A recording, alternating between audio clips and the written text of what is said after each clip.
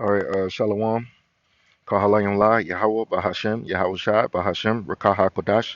Double honors to the apostles and the elders of Great Millstone, rule and teach well. Much peace, love, and salutation to all the brothers in this work in truth and sincerity. Shalom. As you can see on the screen, well, Slakia, this is the brother Batak back again through the Spirit with another lesson, Lord willing, be edifying. The title of this lesson is going to be the Day of Reckoning, and the reason why for some reason that term was on my spirit. Um, basically as a lesson and to go into and just look up what it means. So as you can see, the day of reckoning, it says the time when past mistakes or misdeeds must be punished or paid for. A testing time when the degree. Hold on. Let me see. So I'm gonna just stick with the first definition. It says the time when past mistakes or misdeeds must be punished or paid for. So we're approaching each and every day that passes by. We're getting closer and closer to the day of reckoning when the Heavenly Father Yahweh is going to make all of the inhabitants of the world that have been indulging themselves in left hand energy and wickedness. They're going to pay for their misfortunes and their deeds that they have done. Real quick precepts. Real, um, that backing that point up. Let's go to the book of Ecclesiastes. Ecclesiastes 12 and verse 14, it says, "For the Most High shall bring every work into judgment, with every secret thing, whether it be good or whether it be evil." Let's read it in the BBE says, "For it says the Most High power will be will will be judge of every work, with every secret thing, good or evil." So the day of reckoning is coming. And it's coming for two-thirds of the nation of Israel. It's coming for Esau and the other nations. That's the day of reckoning is coming for. And we, as being men of the Lord, prophets of the Heavenly Father, we're hoping that we be found in the good graces of the Lord. So when that day of reckoning does come, that we're able to escape by the thwa, the exemption from judgment. So as you can see, here goes some similar synonyms. It says Judgment Day, Day of Judgment, Day of Retribution, Final Accounting, Final Settlement, Doomsday. Okay, it says what does life day of reckoning mean? It says Day of Reckoning refers to the last judgment of the Most High in so-called Christian and Islamic beliefs, during which everyone after death is called to account for their actions committed in life. Let's see, what is the meaning of reckoning in the Bible? It says definitions of the day of reckoning. New Testament: day at the end of time, following Armageddon, when God would decree the fates of all individual humans, according to the good and evil of their earthly lives, which is that's going to come in the form of destruction, judgment. So the day of judgment is upon us, and it's going to come in the form of thermonuclear destruction. America, aka Babylon the Great, is going to be destroyed completely because of this is the judgment that the Heavenly Father has for this place. America is going to be turned into a lake of fire. So we're approaching the times where it's going to get very things are getting tighter. More prophecies are happening. More things are happening in the world. Um, Esau is starting to push his chip more. He's starting to push. World War III is coming more to the forefront, and it's escalating. So we're upon our watch, and we're watching this stuff. Let's go to the book of Habakkuk. Habakkuk 3, no, 2 and 1. It says, "I will stand upon my watch and set me upon the tower, and I will watch to see what he will say unto me, and what I shall answer when I am reproved.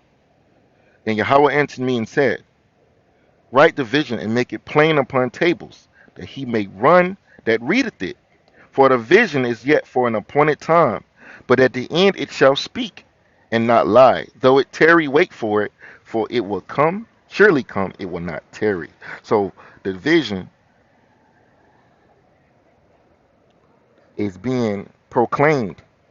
Everything that the prophets that have seen in the past is coming to pass now. Let's see.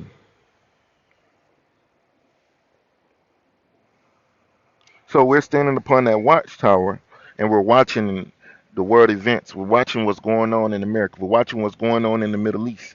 Things are heating up. This is 2024, the day of the year of hopeful year of Jacob's trouble, and things are already interesting. It's already January, man. So-called January. Things are already popping off, and the tensions in the Middle East are heating up, man. World War III is on the brink. It's continuing to escalate, and this is what we're looking forward to. This is the book of Revelations 14. I'm gonna start at 9.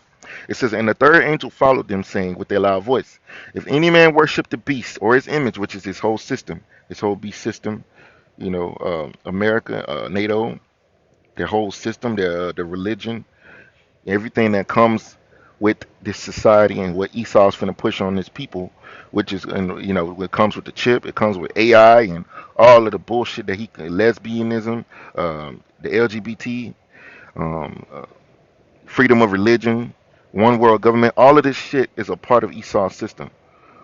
One world currency, that's all a part of his beast system. It says, if any man worship the beast or his image and receive his mark in his right hand or his forehead, mark in his forehead or in his hand, the same shall drink of the wine of the wrath of the Most High, which is poured out without mixture into the cup of his indignation, which is what? Righteous anger. And he shall be tormented with fire and brimstone in the presence of the holy angels and in the presence of the Lamb. Now, when America is going to be turned into a lake of fire, and if you want to see a good image of that, look at the movie trailer for ISS, which is International Space Station. There's a movie coming out this year about that, and it will give you a nice image of America being, or the Earth being, so-called lake of fire. Verse 11, it says, and the smoke of their torment ascended up forever, which means, and ever, it says, which means a long period of time, because it's going to take a long time for that fire to die down. A great example of that is uh, the top, not the Titanic, like here, the Twin Towers. The Twin Towers was burning for months on end. It took a while for that fire to die down. You know, so the same is going to be when America is engulfed in flames. It's gonna burn for a long time until it finally gets put. I'm gonna type in some. How long did the Twin Towers burn? I'm looking this up on my other phone. Okay, it says it's just a document from the Guardian. It says ground ground zero stops burning after 100 days. So as you can see, 100 days is probably approximately 3 months. 3 months and 10 days, even though every month has 30 days or whatever. But basically approximately 3 months. So it burnt for 3 months. So that lets you know that a period of time is going to pass before America actually, cools off, if you will. Verse 11 again, it says, and the smoke of their torment ascended up forever and ever, and they have no rest day nor night who worship the beast in his image, and whosoever receive his mark of his name. So here is the patience of the saints. Here are they that keep the commandments on the Most High and the faith in Yahweh Shai. So Esau is going to continue to push out his narrative, which is going to be, that this beast system, and ultimately is going to lead the people, the populace, into taking the so-called, ain't no so-called, it's called the CHIP, if you will.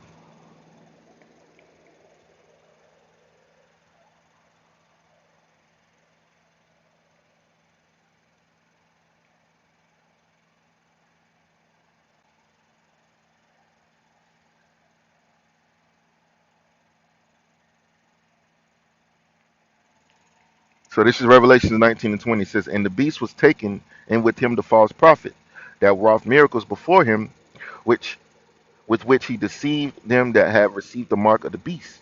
Right? Because every part of Esau's system is going to go down, including the Vatican. It says, and them that worshipped his image, these both were cast alive into the lake of fire burning with brimstone. So that lake of fire,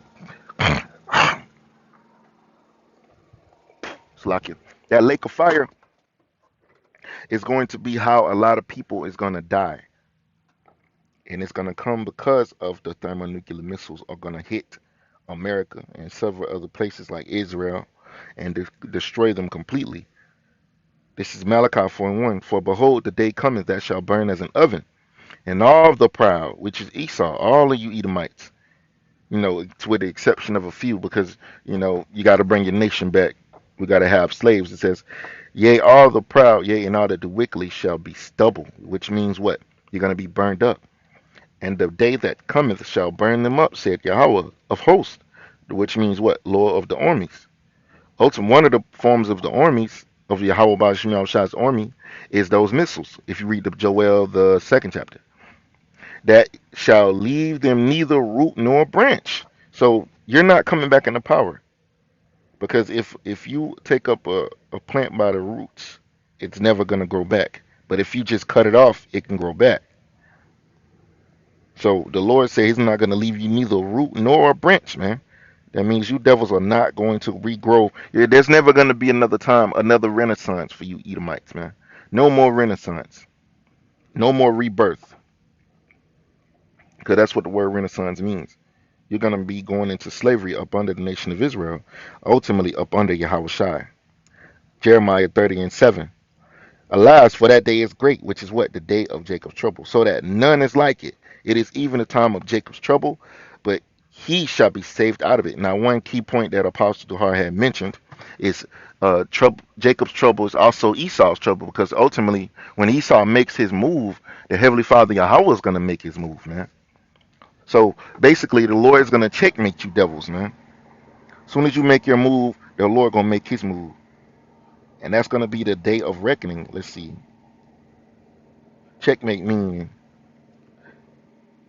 So the word checkmate says to block completely, to check a chess opponent's king, so that escape is impossible. So guess what? You're not going to escape, Esau. It says, what does it mean if someone says checkmate? Checkmate is a chess move that makes it impossible for your opponent to win. And it's impossible for Esau to win because it was predestinated for, ultimately the things that Esau did was so-called was predestinated for him to take over and to rule for a period of time, just like the other heathen nations. But what Esau does not understand, he believes that his kingdom is going to go on forever. But how can a kingdom go on forever in wickedness? There has never been a kingdom that went on forever in wickedness, and there never will be. But there will be a kingdom that will uh, continue on forever in righteousness, and that's what Esau would never get a chance to, see, because ultimately all the Edomites are going to be done away with. So Jeremiah 30 and 7, Lord willing, that happens this year. A lot of things are happening this year, so we looking forward to these things manifesting. Jacob's trouble manifesting. We don't know how exactly it's going to go, but Lord willing, this be the year, and it's looking promising, man. It's looking promising, but we can't get our hopes up too high because we don't know exactly where that day when that day is gonna come. This is Job 30 and 7 verse the BBE. It says, "Ha, for that day is great, that there is none like it, no day like it. It is the time of Jacob's trouble, but he will get salvation from it," which is ultimately the elect is gonna get salvation because 2/3 are gonna die. This is the NLT. It says, "In all history, there has never been such a time of terror." Because that's what the Lord is going to bring upon the earth. He's going to bring terror upon his own people, the 2/3. It says, "It will be a time of trouble for my people Israel, yet in their end they will be saved." So, like Apostle Tar said, Jacob's trouble is also Esau's trouble, because that's when the Lord ultimately is going to unleash what He has in store for you. And that Miami incident, whether that be Project Bluebeam, whatever, um, um, or whether it was real apparitions that the Most High made manifest. That's only the tip of the iceberg. The Lord is going to have a lot of things come upon Babylon that are going to be very strange, man. A lot of things are going to happen that's out of the ordinary, because ultimately the Lord is unleashing. He's unleashing His wrath. He's been holding back, but there's going to come a time where it's going to get fucking horrible out here. There's going to be death left and right. People getting put to death left and right. So it's going to be a very horrible time, man. You're going to hear gunshots in the distance, you know? People, women screaming, men screaming, screaming because they're scared, screaming because they're in pain, screaming because they're shot in agony. Hey, it's gonna get horrible out here. But we're gonna have to have our loins girded up and believe in Yahweh by Shemal Shah and even unto the end, man. Because it's gonna get bad, and we're expecting it. All of these movies, post-apocalyptic movies. Personally, I love those type of movies. You know, it reminds me of the days that's coming. It's gonna be like the Book of Eli out here, even worse than that. Gonna be hell on earth, man. The Lord is gonna unleash hell upon the day of reckoning, man. And martial law is gonna be in the streets.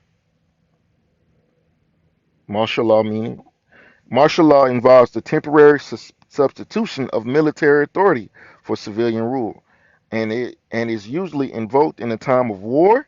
So even if America goes to war, what do you think is gonna happen? Martial law. Rebellion, or a natural disaster. When martial law is in effect, the military commander of an area or country has unlimited authority to make and enforce laws. So if they inhibit martial law, and if they execute martial law, and they say the military commander says, "Oh, everybody has to get a chip," what you think is going to be law? They're going to enforce that. So guess what they're going to do? They're going to take you to a chipping station and chip your ass, man. You know, it's going to be mandatory. It's going to be mandatory, draconian legislation. So it already says the commander of an area he has unlimited authority. That means he has the power to do what the hell he wants to do. So if he says everybody got to get a chip, guess what he's going to pass on down? That order. And if people don't get it, they're going to be beheaded. So we got to be prepared, to sacrifice everything, man, everything, including our lives, man, for Yahweh by Hashem Yahushua, and stay faithful to Him, you know, until the very end, because the time is gonna get very bad. But 2/3 are going to die, but the elect ultimately are going to be delivered and saved. So with that, man, the day of reckoning is coming. Lord willing, it starts this year and going to, or end this year. Um, or go starts this year, going on to next year. Who knows, man? We don't know. But Lord willing, it be this year. It begins this year and ends this year. Who knows what's in store when we get later on in the year? It's already looking promising. So I just wanted to make this quick lesson about the day of reckoning, which means the day of doomsday. The day of doom for who? For Esau, because ultimately Yahweh Shai Hamashiach, who the world ignorantly calls Jesus Christ, will return and put a complete cherry on the top when it comes to Esau. The Lord is going to unleash several other things before that, but Yahweh Shai is going to finish it. So with that, I'm going to close out with Lord willing. This quick lesson was edifying through the Spirit. I'm going to close out by giving all praises, honor, and glory to Yahweh, Bahashem, Yahweh Shai, Bahashem, Rakah Kodash, double honors to the apostles and to the elders of Great Millstone who will teach well. With that, I'm going to say Shalom.